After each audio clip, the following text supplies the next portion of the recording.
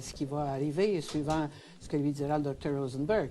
On n'en parle pas trop, mais on y pense beaucoup quand même. Hein. Non, nous sommes déçus que ça lui arrive. Je pense que la déception que nous avons, c'est de voir M. Bourassa, qui a tant fait pour le Québec, avoir des problèmes, et il se conduit admirablement dans ce combat personnel qu'il livre. Et ça, je pense qu'on voudrait tellement l'aider et faire en sorte que les événements changent. Et c'est l'ensemble des militants qui pensent comme ça, et l'ensemble, je pense, des Québécois qui ont beaucoup d'affection pour lui. Je vous remercie beaucoup, Mme Mme Lacombe. Merci. Québec toujours, parlons éducation. La Coalition nationale des étudiants de niveau collégial et universitaire part en guerre contre le projet de réforme des cégeps. Ses représentants ont adopté un plan d'action qui prévoit, entre autres, une journée d'études à travers les cégeps de la province le mercredi 17 mars. Cette journée va servir à définir la position des étudiants par rapport aux frais de scolarité et au retrait possible des cours d'éducation physique et de philosophie. Un référendum sur le projet de réforme aurait lieu le lendemain. Voici quelques événements que le service de l'information de Radio-Canada va surveiller au cours de la semaine. Demain auront lieu les funérailles du petit James Bodger, âgé de 2 ans. On accuse 2 enfants de 10 ans de l'avoir enlevé et assassiné. Demain également, le CRTC commence ses audiences sur les nouveaux services spécialisés que veulent offrir les câblos-distributeurs. Au menu, la multiplication des canaux disponibles par satellite et par câble. Mercredi, le chef du Parti québécois, Jacques Parizeau, entreprend une visite de 3 jours dans la capitale américaine pour parler souveraineté avec des représentants des milieux politiques. Washington a annoncé que le président Clinton allait rencontrer cette semaine le président déchu d'Haïti, Jean-Bertrand Aristide, qui reproche aux Américains de ne pas en faire assez pour le rétablissement de la démocratie dans son pays. Cela dit, l'évêque de Jérémie, Monseigneur Romélus, a dit qu'il se savait menacé lorsqu'il s'est rendu à Port-au-Prince jeudi célébrer une messe à la mémoire des 775 victimes du naufrage du Neptune. Monseigneur Romélus a été tabassé, vous vous en souvenez, à sa sortie de la cathédrale. Jean-Michel Leprince est allé prendre le pouls à Jérémie. L'évêque Willy Romélus est rentré chez lui à Jérémie un jour après avoir été battu, mais non blessé, devant la cathédrale de Port-au-Prince, par des militaires en civil et des macoutes, affirme-t-il. Et avant de partir, il savait qu'on le visait. Moi, donc, ils me tueraient ou bien ils allaient m'humilier. Je le savais avant de partir d'ici. Il a dans le passé, dit-il, échappé à plusieurs tentatives. Celle-ci était la plus sérieuse. Beaucoup de gens à Jérémie ont été choqués par ça.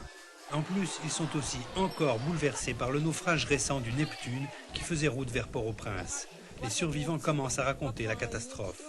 Et puis nous et puis pour depuis tant moins tout ça, bâtiment qui est effondré. C'est madame qui mouille avec tout l'argent de guerre, la femme de Sarah. Des centaines de familles de 7 à 10 enfants se retrouvent sans mère. Elles étaient des commerçantes parties vendre des produits agricoles à la capitale. Le clergé est en train, au porte-à-porte, de retracer, de compter les disparus. On parle de 1500 morts. Et il devait y avoir dans les 2000 passagers en tout à bord. La perte du bateau, des marchandes qui étaient les vrais piliers de l'économie de la région et de l'approvisionnement, c'est un désastre économique pour la région de Grand-Anse. Pénurie et montée des prix du riz, du carburant.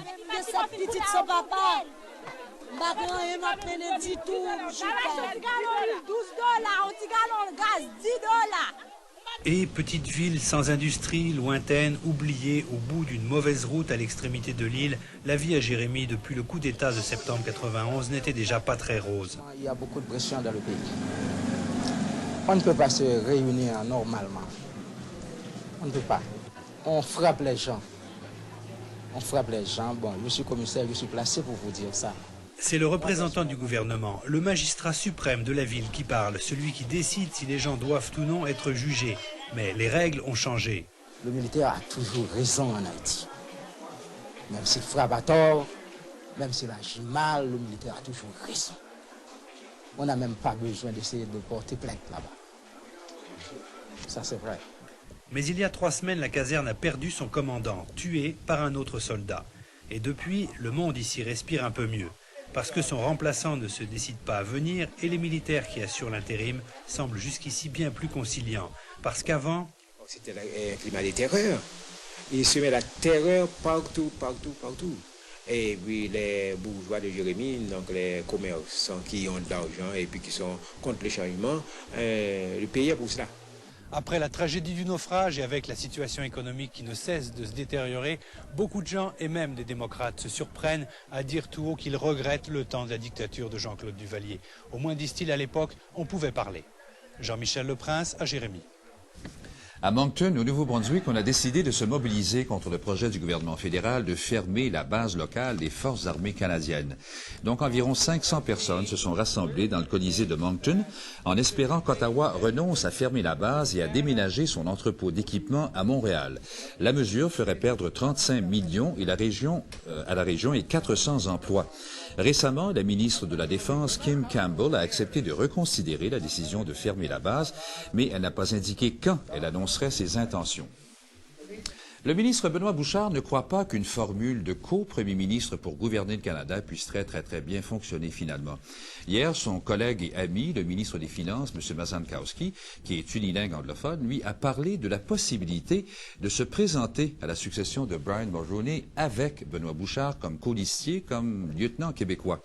M. Bouchard, qui était à Aujourd'hui dimanche matin à Radio-Canada, a dit qu'il voyait mal finalement comment une formule comme celle-là pourrait s'appliquer au Canada, mais qu'il était prêt quand même à en étudier la possibilité. Le fait de servir le parti, le gouvernement et le pays dans une formule qui, si elle était valable pour le Canada, mais pour le Québec également dans mon cas, pourrait être considérée, mais on a dit tous les deux, M. Mazankowski également, que le premier ministre du Canada, dans la formule actuelle, ne peut pas ne pas être bilingue.